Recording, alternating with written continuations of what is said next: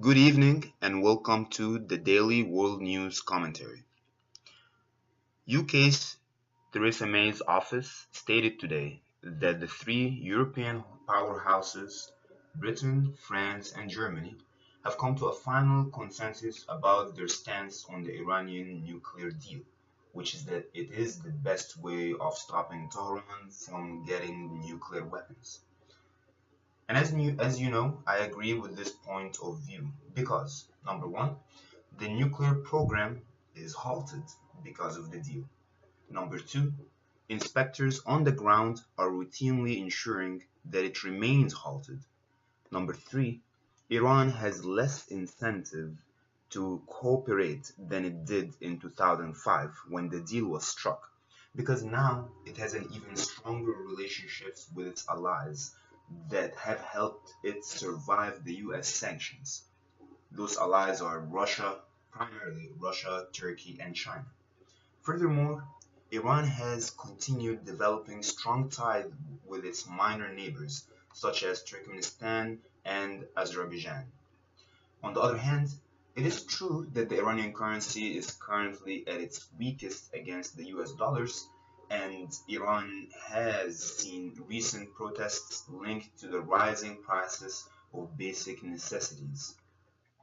However, sanctions by design are meant to alter the balance between cost and benefits of certain types of foreign policy, and they are meant to raise the costs to the target government, which in this case is Iran, and reduce the benefits of pursuing a particular course of action.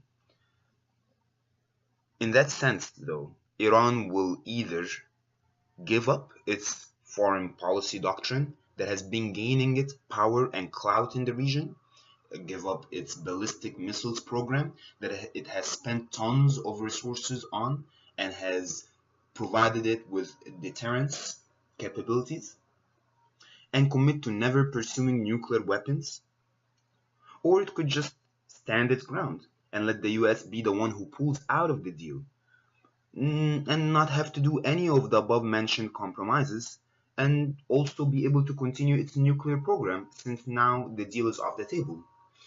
And the only blowback it would face are the economic sanctions, which only hurt the common people in Iran and will not have the effect on Iran's posture in the region or its military capabilities ambitions in the short to medium term. Iran's economy is very diverse, and it is expected that Iran will adapt and hence neutralize any negative effects from the sanctions on the long term. Regarding the situation in Libya, the Quartet Group for Libya, which consists of the European Union, the African Union, the United Nations, and the Arab League, will meet on Monday in Cairo, Egypt, and the Arab League announced that.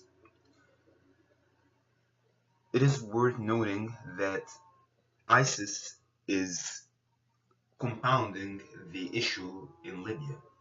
ISIS has seized on civil war and instability in Libya to establish one of its most crucial bases outside its traditional uh, uh, regional dominance in Syria and Iraq.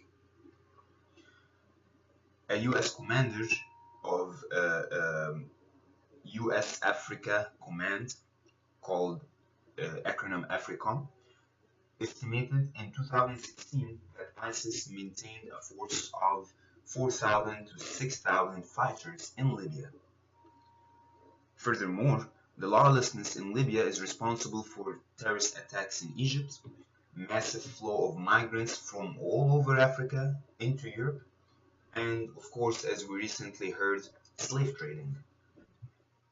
Let alone terrorist attacks not only on Egypt but minor ones targeting Algerian oil production capabilities, and the potential of terrorist attacks in the European region that is closest to Libya, such as Italy and Spain and Greece.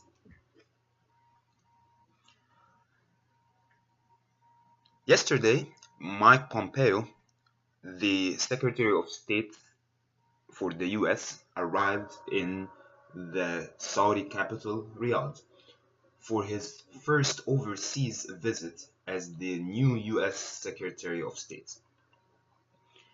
with some tough words to the Saudi leadership on its blockade of Qatar and its ongoing war in Yemen.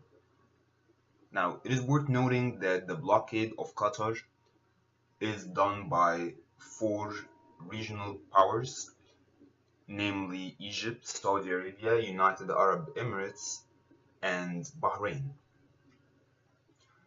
The blockade prevents any inbound uh, flights to Qatar to use the airspace of any of the four nations, which really has had its toll on major Qatari companies such as Qatar Airways, for example. And considering that Qatar is a very close ally to the US, it is no surprise that the US is demanding the end of such blockades, especially when the countries blockading their ally, Qatar, are also US allies and very close ones for that matter. Bahrain, for example, is the home of the largest US fleet in the Middle East. Furthermore, um, Mike Pompeo stressed that the Gulf countries do need to have unity in the face of Iran's uh, um, ambitions, and uh, they need to cooperate in order to curb Iran's nuclear missile program. Now we're not talking about nuclear anymore. It started with nuclear, and now we're talking ballistic. It is worth noting that at the time when the main concern was Iran's nuclear capabilities, no one was really talking about the missiles program because it wasn't as advanced as it is right now. And the US maybe didn't see how Iran will use these capabilities in outside of its regions. For example, in Yemen, the rockets that the Houthi rebels in Yemen are launching against Saudi Arabia are coming from Iran. Of course, the Iranians and the Houthis are saying no, the Houthis actually manufactured these rockets themselves, but that's quite far from the truth and no one believes that. But you can see how Iran can provide a group of rebels wherever it chooses. It can provide these rockets, and then you got a rebel group or a militia group with ballistic missiles capabilities, which which is which is just incredible in terms of Iran's ability to project power and influence. Also, the US slammed Saudi Arabia for its lack of precision in its airstrikes on Yemen. Uh, it's the blind leading the blind kind of a thing when it comes to being careful with airstrikes. Yes, the US has very strict rules of engagement when it comes to airstrikes, but for example, in Afghanistan, their logisticians, who are majorly Afghans, have been doing a pretty poor job when it comes to spotting targets for airstrikes. And so the US also needs to ensure that its specialists in Afghanistan are on the same level that it requires its Saudi friends to exercise or to have or to develop in Yemen. Speaking of which, in Afghanistan, actually today, 6 ISIS members were killed in a NATO drone in east of the country without any civilian casualties. They were hit in their stronghold, and the mission, the strike was very successful. And it's unfortunately almost an exception to the common trend of having civilian casualty basically in every drone strike. And The reason for that, again, experts cite, is the poor logistical efforts by the Afghans on the ground doing that job. Um, Now, since we are on Afghanistan, there is intense fighting going on there. The Afghan National Defense and Security Forces have launched a major attack on ISIS in the province of Nangarhar, killing 18 ISIS members in the night before last night. On the other hand, the Taliban have targeted a election booth, killing six, or actually injuring six. So there was no casualties, but it is part of a massive spring campaign that is meant to terrorize the officials, the Afghan officials, the Western-backed ones, as well as any part of the population that believes in their vision or believes in a reality where the Taliban are not ruling in the way that they believe they ought to rule. It is worth noting that currently there's around 650,000 individuals who have registered themselves to vote ahead of the parliamentary and district councils elections in Afghanistan. Now, you might notice that we are sometimes talking about ISIS in Afghanistan, sometimes talking about Taliban, and it's complicating the situation. I mean, it was already violent enough when there was Taliban only, but I had the impression that these are new groups, ISIS groups flowing into Afghanistan. But um, the US envoy to Afghanistan said that there is a common sense among the leaders of Afghanistan that the militants who are fighting under the name Daesh or ISIS in Afghanistan did not come from Iraq and Syria, but are terrorists that were involved in the Afghan war and now operate under the name Daesh. Very interesting point of view. If the local officials believe that, I will tend to side with their point of view, even though there has been reports of flow of ISIS fighters from across the borders with Pakistan. So it is really hard to know if that is true or not, but I would tend to believe the people on the ground if that's their understanding of the situation, which is that there is no migration from Iraq and Syria into Afghanistan for the ISIS fighters, but it is simply rebranding of some of the militias that already exist in Afghanistan. Now, this rebranding could be for gaining financial support from ISIS backers, or it could be to simply be fearful, like be fearful or to scare the Taliban to establish a separate, brand of militias and military control. Interesting though.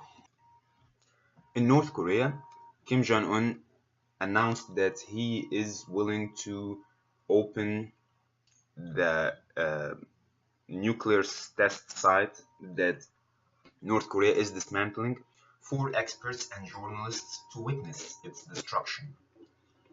That's what the South Korean officials say, which really is in harmony or in sync with what the U.S. Defense Minister was talking about just the day before, where he was saying that he wants to see the Libyan example followed in North Korea.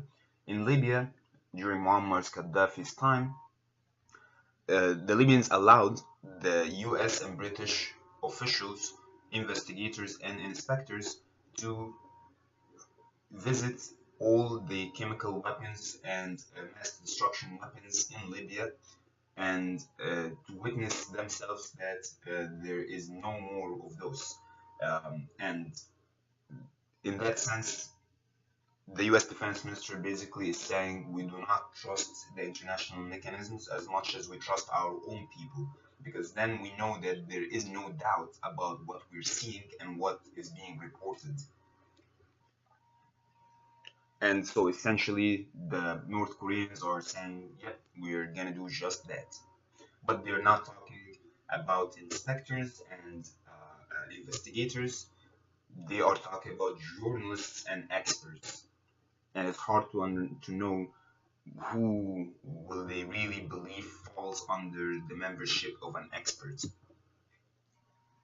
Now, after Trump has met with Emmanuel Macron and Angela Merkel, he the very next day or so he was downplaying the idea that there would be a trade war between the US and Europe. But just today he revived it again, saying that the US cannot be taken advantage of anymore, and that the US needs to have equal access to the European market. On the other hand, and specifically the issue here to really specify is the taxes on aluminum and steel imports, which are set to expire on Tuesday, tomorrow, or sorry, after tomorrow. And so if the time is of the essence. And so to that end, Angela Merkel uh, uh, responded back saying that she wants to make sure that the 28 nation group of Europe stays excluded from the taxes on the aluminum and steel imports, and said that uh, the leaders in France and Britain, as well in Germany of course, will push back if Trump administration does not permanently exempt them from the new import taxes.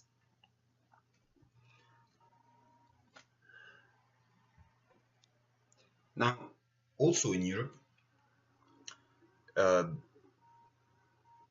the eastern EU states, namely Poland and Hungary, are potentially going to be punished for what the EU is calling a lack of democratic values and anti-corruption mechanisms.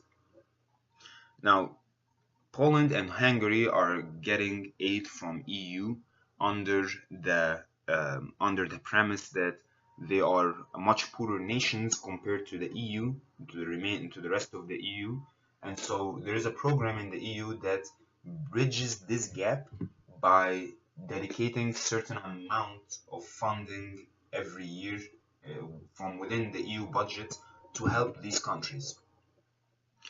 And the punishment would be to withhold or to reduce this money.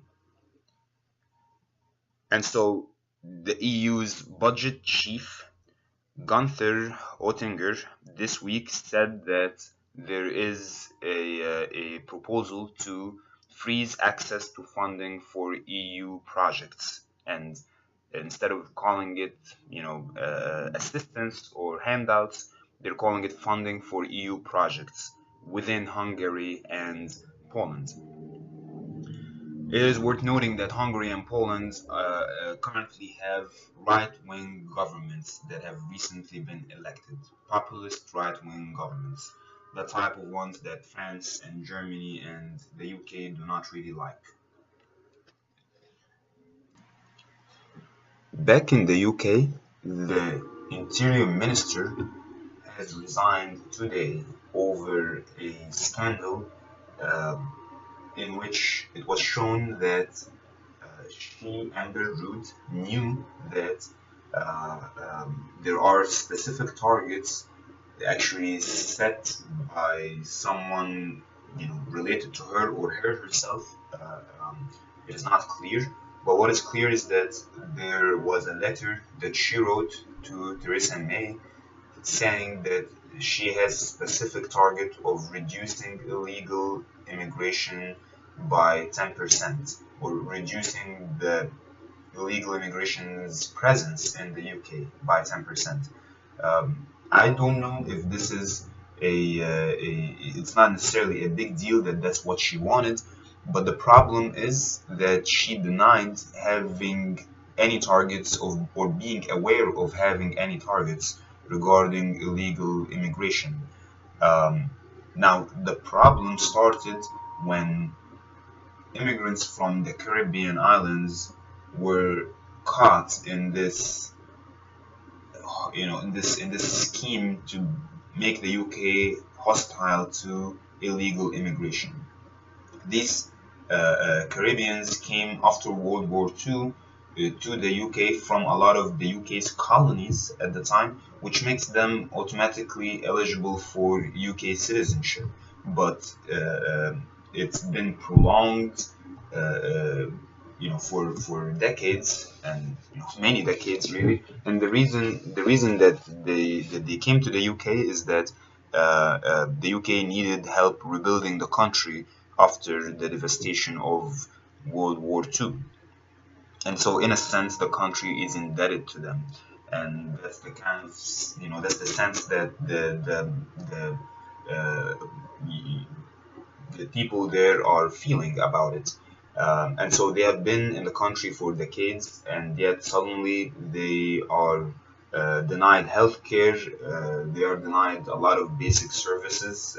They are denied rental. Um, and similar stuff like that, that really was meant to target illegal immigration. But because those Caribbeans don't have paperwork, they were caught in that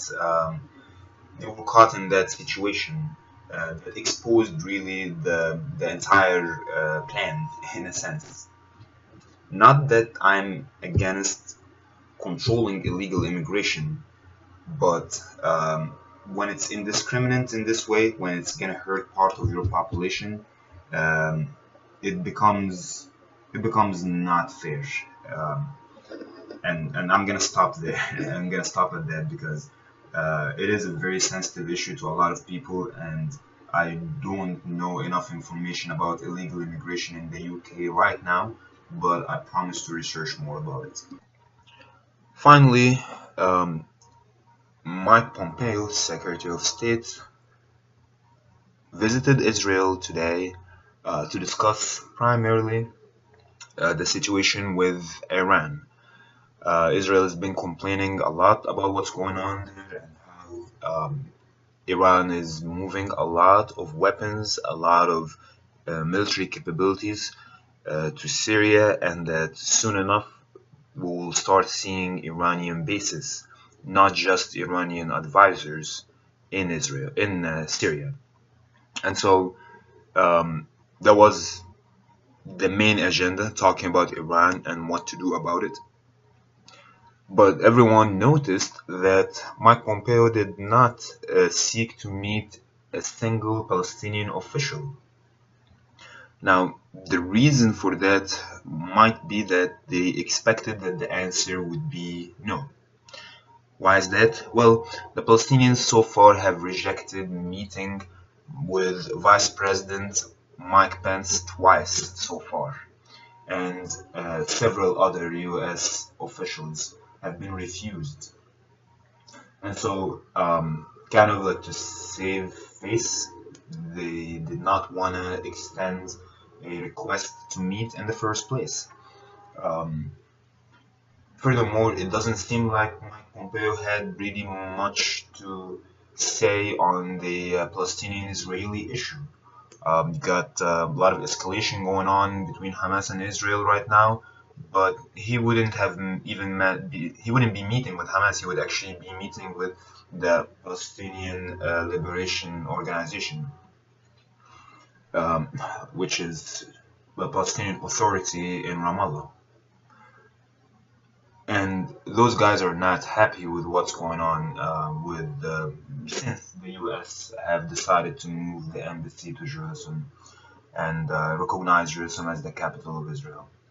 Um, they said that the U.S. have nothing to offer. They cannot believe in the U.S. as a bipartisan or a fair and objective mediator in the Palestinian-Israeli peace negotiations.